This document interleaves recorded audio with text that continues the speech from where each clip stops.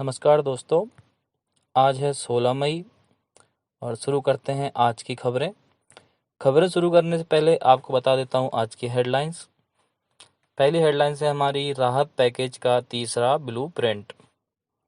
दूसरी है भारत 83,000 से ज़्यादा केस वाला 11वां देश बना। चीन में 137 दिन में इतने केस हुए थे।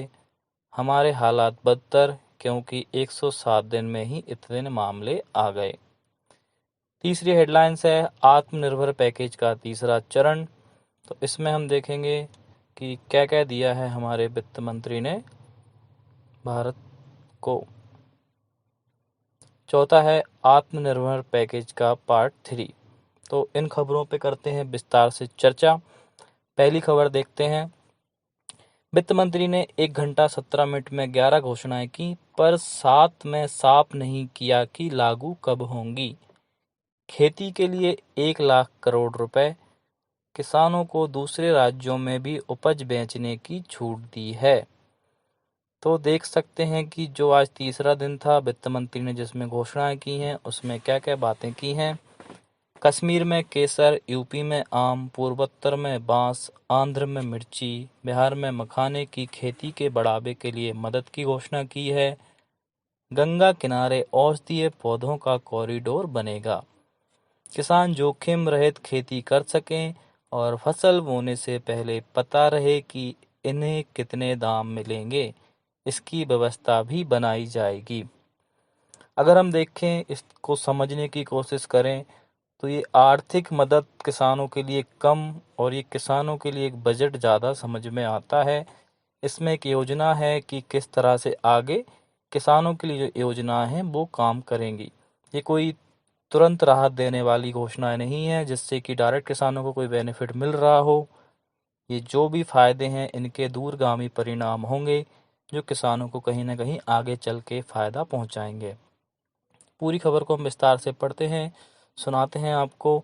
लगातार तीसरे दिन सीतारमण आई और आत्मनिर्भर भारत अभियान की योजना बताती चली गईं। वित्त मंत्री शुक्रवार को 1 घंटा 17 मिनट बोली और इस दौरान 11 घोषणाएं भी की। केंद्र में किसान थे।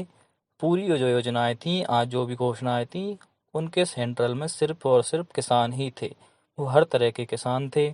8 घोषणाएं उन्हीं के बारे में थीं, खासकर खेती किसानी के इंफ्रास्ट्रक्चर को लॉजिस्टिक के बारे में बताने के लिए।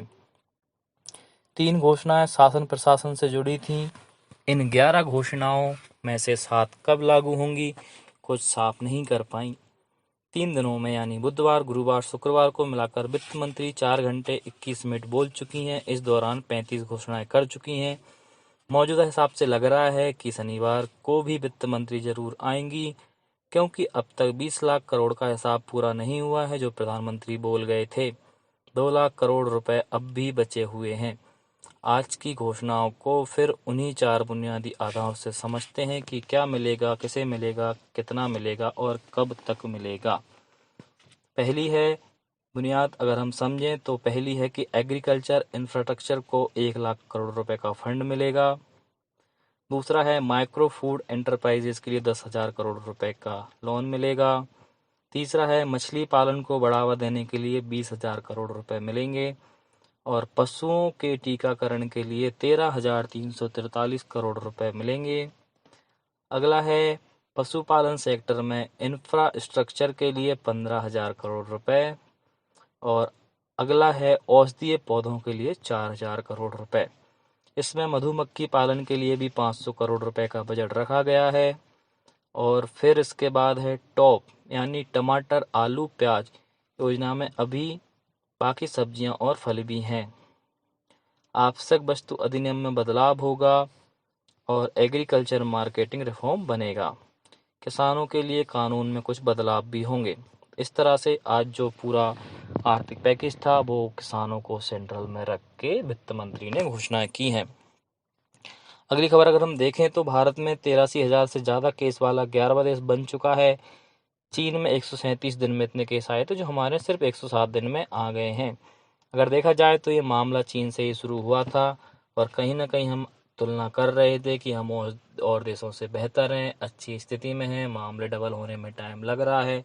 लेकिन जो आंकड़े आए हैं उनसे साफ हो गया है कि हम चीन से भी आगे निकल चुके हैं। और कहीं ना कहीं ये कोई बड़ी बात नहीं है।